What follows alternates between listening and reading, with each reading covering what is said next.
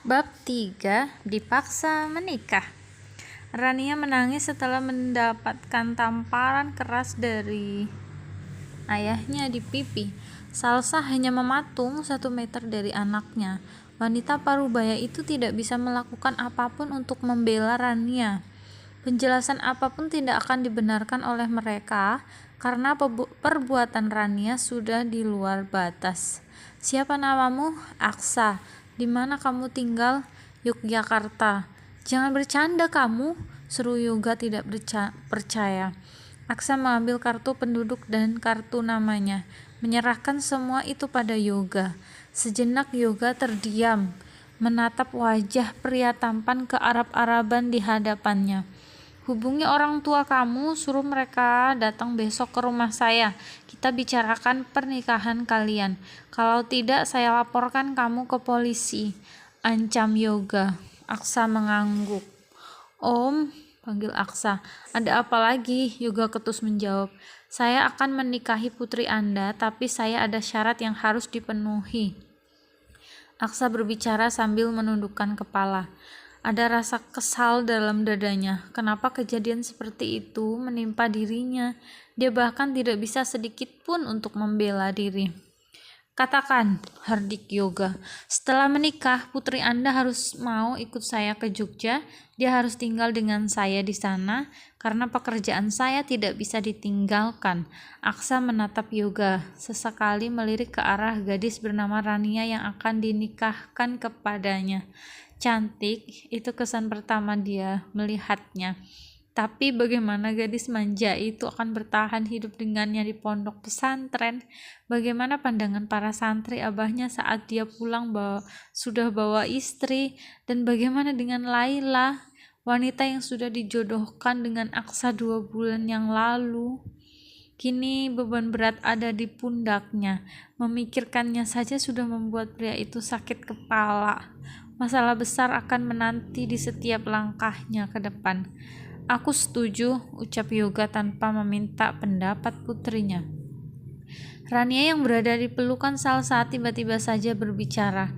Tapi Pak, umurku masih 19 tahun. Aku tidak mau menikah, aku masih mau kuliah sampai selesai. Rengek Rania tidak terima dengan keputusan ayahnya. Yoga hanya diam tidak menerima rengekan Rania. Di mata ayahnya, Rania sudah menyalahgunakan kebebasan yang diberikan kepada dia. Dia sudah membuat malu keluarga Yoga Hartanto. Malam itu sudah disepakati akan pernikahan Rania dan Aksa. Itu keputusan sepihak yang dipaksa oleh Yoga.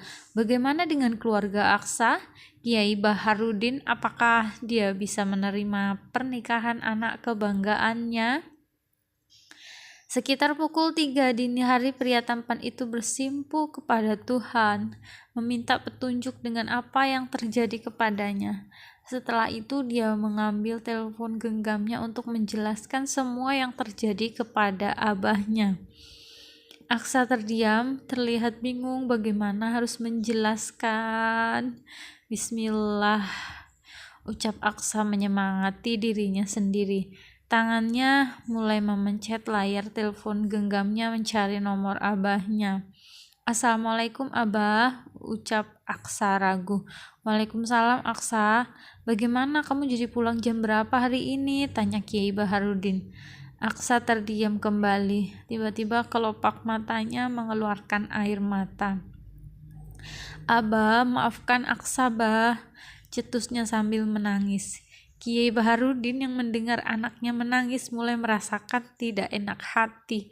Ada apa Aksa? Tanya Kiai Baharudin pelan. Aksa menceritakan runtutan kejadian dia dengan Rania. Pria itu menjelaskan secara detail dengan sejujur-jujurnya. Sesekali dia menarik nafas panjang, membayangkan wajah Laila jika tahu dirinya akan menikah dengan orang lain. Aksa, tunggu abah. Setelah subuh abah akan berangkat ke Jakarta, ucap Kiai Baharudin tenang. Pria parubaya itu tidak berkata apapun. Kecewa, tentu beliau sangat kecewa. Dia bahkan meneteskan air mata di atas sajadahnya. Tapi bagaimanapun yang terjadi harus diselesaikan. Meski sebuah kejujuran tidak bisa ditegakkan, mungkin takdir Tuhan memang menghendaki kejadian itu. Siapa yang tahu kalau Rania memang jodoh Aksa pilihan Tuhan. Kiai Baharudin sampai di Jakarta siang menjelang zuhur. Sekitar 8 jam perjalanan, beliau datang bersama istrinya dan kedua kakak Aksa yang sudah berkeluarga. Wajah mereka tampak tenang, tidak ada gurat khawatir sama sekali, meski mereka akan menghadapi suatu masalah yang cukup besar untuk keluarganya. Dari awal sebelum berangkat, Kiai Baharudin sudah mewanti-wanti untuk tidak emosi menanggapi masalah ini. Walaupun anaknya tidak bersalah dan hanya dijadikan korban, namun semuanya harus diselesaikan baik-baik. Rombongan keluarga Aksa datang ke hotel tempat pria itu menginap. Setelah sembahyang zuhur, mereka akan langsung pergi ke rumah Rania. Sudahlah, kamu jangan melamun aja, Aksa. Kiai Baharudin menepuk pundak anaknya saat duduk di mobil. Sejujurnya Aksa ragu, Bah. Keraguan itu datangnya dari setan. Aksa yakin ada Allah.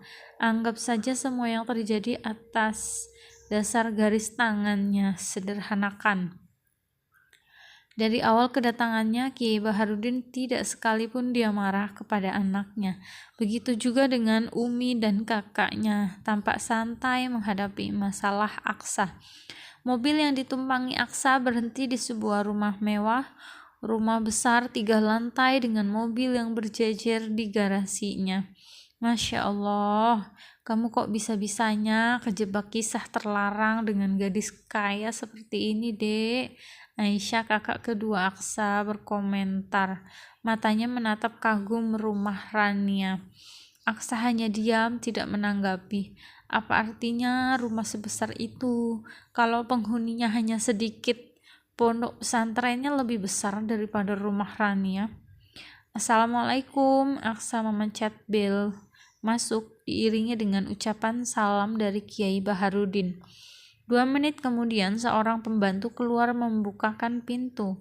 Keluarga Rania sudah berkumpul menyambut mereka di ruang tamu.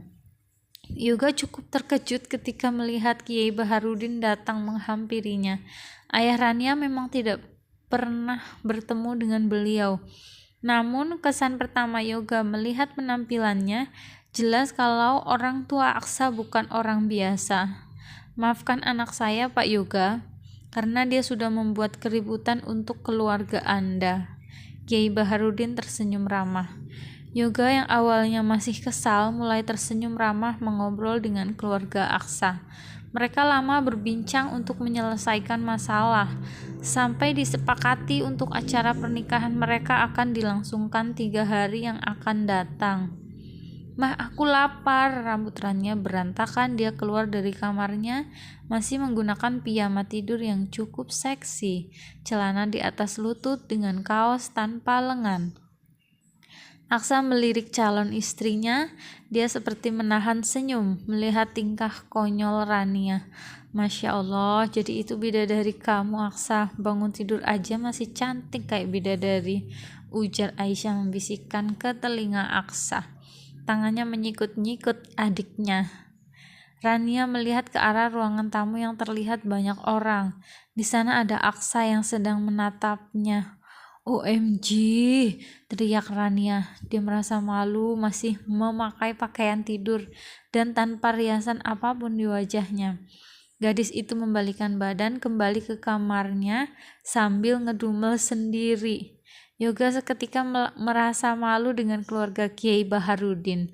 Apalagi Umi dan kakaknya Aksa begitu rapat dengan jilbab panjangnya.